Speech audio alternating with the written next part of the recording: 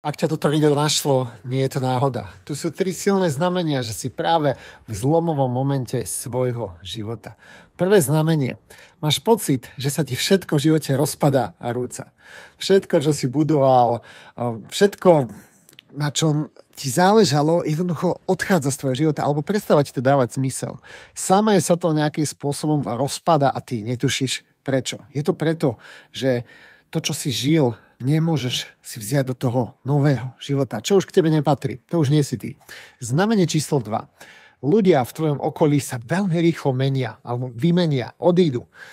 Náhle si prestávaš rozumieť s ľuďmi, s ktorými si rozumel. Možno ich poznáš roky.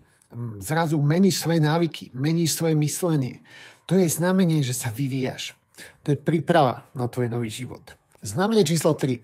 Cítiš sa stratene, ale zároveň cítiš akýsi vnútorný pokoj. A máš vieru, že všetko bude dobré.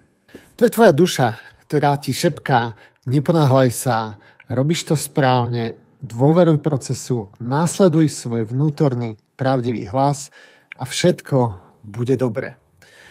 Ak to na teba sedí, tak nič si nezmeškal. Ale nezmeškala. Všetko sa k tebe dostane v správny čas.